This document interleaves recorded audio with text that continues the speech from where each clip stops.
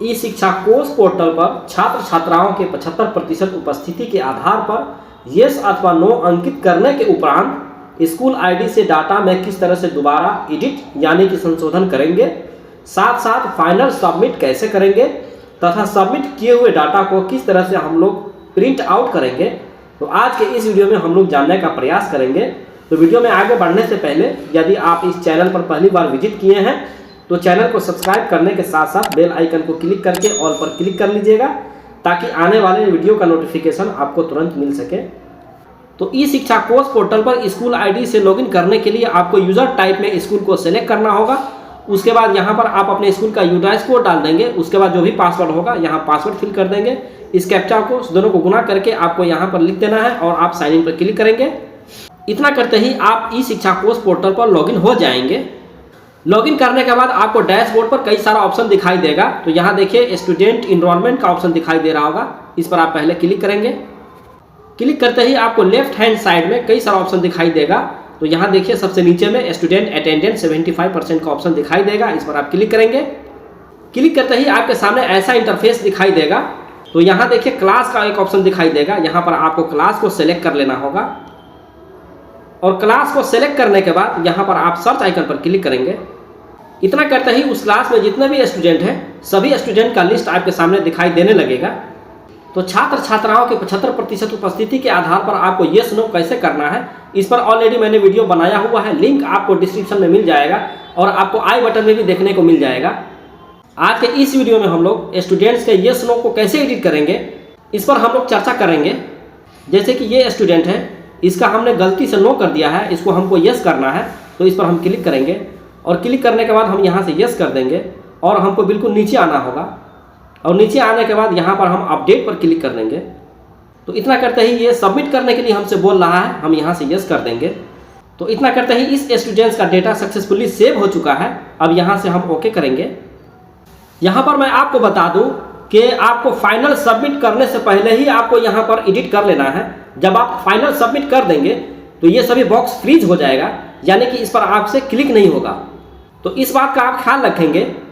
और एक और इम्पॉर्टेंट बात है कि देखिए जिस स्टूडेंट्स के सामने आधार नंबर नहीं होगा तो उस स्टूडेंट्स को इस योजना का लाभ नहीं मिलेगा।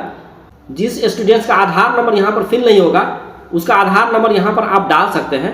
तो उसके लिए यहाँ पर देखिए इस थ्री डॉट पर आएंगे और उसके बाद यहाँ देखिए स्टूडेंट इनरोलमेंट का ऑप्शन दिखाई देगा, इस पर आप क्लिक करेंगे और क्लिक करने के बाद यहाँ से आपको क्लास को सेलेक्ट कर लेना होगा और क्लास को सेलेक्ट करने के बाद यहाँ से आप सर्च आइकन पर क्लिक करेंगे। तो इतना करते ही उस क्लास के सभी स्टूडेंट का लिस्ट आपके सामने दिखाई देने लगेगा। अब जैसे कि जिस स्टूडेंट्स का आधार और खाता हमको अपडेट करना है, यहाँ पर आप खाता भी बदल सकते हैं। अब जैसे कि जिस स्टूडेंट्स का आधार नंबर और खाता को हमको बदलना है तो पहले इस लिस्ट में से उस स्टूडेंट्स को हम ढूंढ लेंगे। तो इस लिस्ट में से उस स्टूडेंट्स को ढूंढ लेना है जिसका आधार नंबर यहाँ पर फिल नहीं होगा। तो देखिए इस पेज को हमको बाईं तरफ स्क्रॉल करना होगा और पेज को स्क्रॉल करने के बाद देखिए उसके नाम के सामने आपको दो ऑप्शन दिखाई देगा। तो देखिए एडिट का ऑप्शन जो दिखाई देगा, इस पर आप क्लिक करेंगे। तो क्लिक करते ही आपके सामने ऐसा पेज ओपन होगा। तो यहाँ देखिए पूछ रहा है कि क्या छात्र के पास आधार नंबर है, यहाँ से आप इसको यस कर देंगे। यस करते ही यहाँ पर आधार नंबर फिल कर देंगे, यहाँ पर छात्र का नाम फिल कर देंगे और उसके बाद स्टूडेंट्स का जो भी डेट ऑफ बर्थ होगा यहाँ फिल कर देंगे और उसके बाद यहाँ पर जेंडर फिल कर देंगे और उसके बाद इस बॉक्स को आपको इनेबल कर देना है और उसके बाद ऑथेंटिकेट आधार पर आपको क्लिक कर देना है। तो इतना करते ही स्टूडेंट्स का आधार फेच कर जाएगा। आधार डिटेल्स फिल करने के बाद जब आप नीचे आएंगे तो यहाँ पर आपको अकाउंट का डिटेल्स फिल करने के लिए बोलेगा। अगर आप अकाउंट को चेंज करना चाहते हैं तो यहाँ से आप अकाउंट को चेंज भी कर सकते हैं। क्योंकि इस स्टूडेंट्स का आधार अभी तक नहीं बना हुआ है तो इसे यहाँ से हम कैंसिल करेंगे। आधार डिटेल्स आपको सबमिट करने से पहले ही डालना है, इस बात का आप ख्याल रखेंगे। अब हम लोग ये जानने का प्रयास करते हैं कि 75% उपस्थिति के आधार पर जब आप येस नो डाटा को फिल कर देंगे उसके बाद आपको फाइनल सबमिट कैसे करना है। तो देखिए इसके लिए आपको थ्री डॉट पर आना है और यहाँ देखिए स्टूडेंट अटेंडेंस का जो ऑप्शन दिखाई दे रहा है, इस पर आप क्लिक करेंगे और उसके बाद यहाँ से आपको क्लास को सेलेक्ट कर लेना होगा। किसी एक क्लास को हम सेलेक्ट करते हैं और क्लास को सेलेक्ट करने के बाद यहाँ आप सर्च आइकन पर क्लिक करेंगे। उसके बाद आपको नीचे आना होगा। तो इतना करते ही उस क्लास के सभी स्टूडेंट का लिस्ट हम लोग के सामने दिखाई दे रहा है। चूँकि मैंने सभी स्टूडेंट्स का येस और नो जो है उसको फिल किया हुआ है, तो हम बिल्कुल नीचे आएंगे। जब आप नीचे आएंगे तो यहाँ पर देखिए विद्यालय में उपस्थिति अपडेट करने हेतु शेष छात्र यहाँ पर 0 दिखा रहा है, यानी कि मैंने सभी स्टूडेंट्स का डेटा यहाँ पर हमने अपडेट कर दिया हुआ है।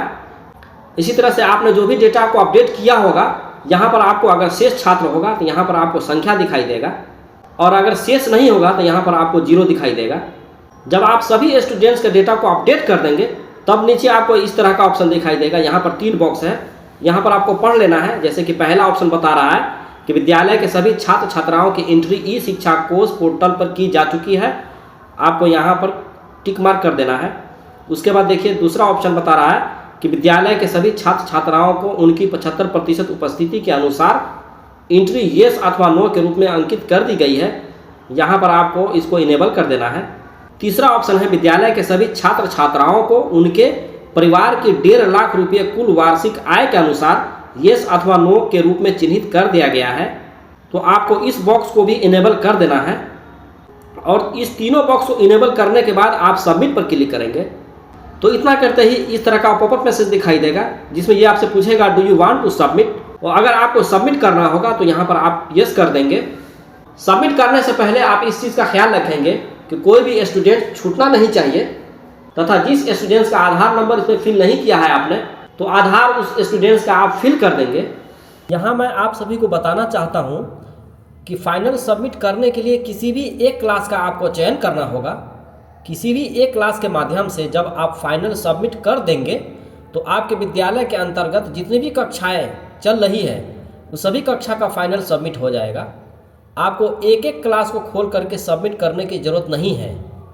बस आप इन्हीं बातों का ख्याल खास तौर से रखेंगे कि सबमिट करने के बाद आप किसी तरह का कोई भी सुधार या एडिट आप नहीं कर पाएंगे। फाइनल सबमिट करने के बाद यदि आपको लगे कि डेटा में कुछ गड़बड़ी हो गई है तो प्रखंड शिक्षा पदाधिकारी के माध्यम से आपको वहां से सुधार कराना होता है। उसके लिए प्रखंड शिक्षा पदाधिकारी को आवेदन के रूप में आप देंगे कि इस डेटा को वहां से आप रिजेक्ट कीजिए। जब उनके माध्यम से रिजेक्ट होगा तब स्कूल आईडी पर दिखने लगेगा और वहां से आप एडिट कर लेंगे और फिर से फाइनल सबमिट आपको करना होगा, और उसके बाद फिर से प्रखंड शिक्षा पदाधिकारी के माध्यम से उन सभी डेटा का अप्रूवल होगा।